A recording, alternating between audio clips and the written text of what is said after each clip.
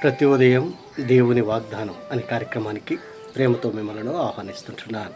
ఈ ఉదయకాల సమయంలో దేవుడు మన కొరకు ఏర్పాటు చేసినటువంటి వాక్య భాగము అపోస్తలుడైన పౌలు తిమోతికి రాసినటువంటి 2వ పత్రిక 1వ అధ్యాయము 8వ వచనాన్ని ధ్యానించుకుందాం.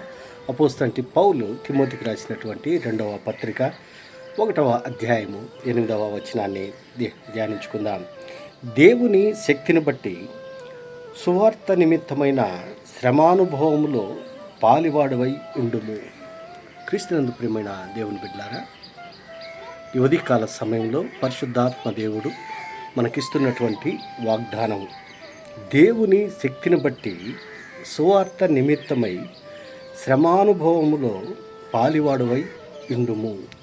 ఈ యొక్క వాగ్దానాన్ని మన జీవితాలకును మన కుటుంబాలకును దేవుడు ఆశీర్వాదకరంగా మార్చునుగాక. మరి ఈ యొక్క మాటల్లోని అంతరార్థాన్ని, ఆత్మీయ సత్యాలను మనం గ్రహించినట్లయితే, అపోస్తలుడైన పౌలు చెరసాలలో ఉన్నప్పుడు మరి తన తోటి పరిచారకుడును, సహాయకుడును మరియు ఆత్మీయ కుమారుడైనటువంటి తిమోతికి ఈ 2వ పత్రిక రాస్తూ మరి తిమోతికి ఒక గైడెన్స్, మరి ఒక సలహా సూచనను చేస్తూ ఉంటున్నాడు. ఈ యొక్క పత్రికలోని మరి ప్రాముఖ్యమైనటువంటి అంశాలను మనం గమనించినట్లయితే, స్తుతి చెల్లించటము, మరియు కొన్ని హెచ్చరికలు, సలహాలు మరియు సూచనలు, పౌలు యొక్క స్వంత అనుభవము, ఈ 3 కార్యక్రమాలు, 3 అంశాలు ఈ యొక్క పత్రికలో దాగి ఉంటున్నాయి. ఈ పత్రిక యొక్క చరిత్రను మనం పరిశీలించినట్లయితే, పౌలు తన పరిచర్యలో సహచరుడును మరియు సహాయకుడును ఆత్మీయ కుమారుడును అయినటువంటి తిమోతికి వ్యక్తిగత సూచనలు ఇస్తూ ఈ యొక్క పత్రికను రాస్తూ ఉంటున్నాడు.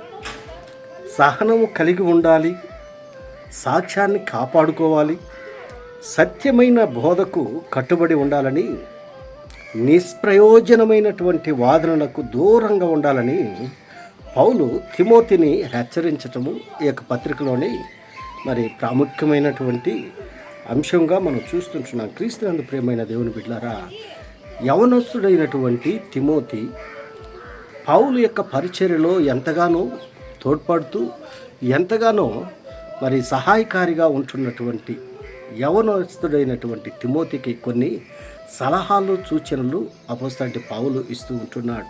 తన వ్యక్తిగత జీవితంలో ఎదురైనటువంటి అనుభవాలను బట్టి, తన పరిచర్యలో ఎదురైనటువంటి సంఘటనలను బట్టి పౌలు కొన్ని సలహాలు, సూచనలు తిమోతికి ఇస్తూ ఉంటున్నాడు. అందుకే దేవుని యొక్క శక్తిని బట్టి సువార్త నిమిత్తమై మరి శ్రమానుభవంతో దేవుని యొక్క పరిచర్యలో శ్రమైనను, దుఃఖమైనను, బాధైనను మరి ఏదైనాను కూడా సహించుకొని సహనముతో సువార్తను ముందుకు కొనసాగించాలని ఒక సలహా, ఒక సూచన తిమోతికి ఇస్తూ ఉంటున్నాడు. యవనస్తుడు తిమోతి మరి యవన కాలంలో దేవుని యొక్క మరి కాడిమోయట నరునికి ఎంతో సులువని దేవుని యొక్క వాక్యంలో మనం చూస్తూ ఉంటున్నాం. మరి యవన కాలంలో తన యవనేచ్ఛల నుండి తొలగిపోకుండా మరి దేవుని యొక్క పరిచర్య, శ్రమానుభవం, సువార్త పరిచర్యలో అనేక శ్రమలు ఎదురవుతుంటున్నాయి. పౌలు జీవితంలో మరి మనం పౌలు జీవితాన్ని గమనించినట్లయితే అనేక శ్రమలకు తలొగ్గి మరి దేవుని యొక్క సువార్తలో ముందుకు కొనసాగినట్లుగా మనం చూస్తుంటున్నాం. అందుకే ఒక గొప్ప సందేశాన్ని అపోస్తలుడైన పౌలు ఇస్తూ ఉంటున్నాడు.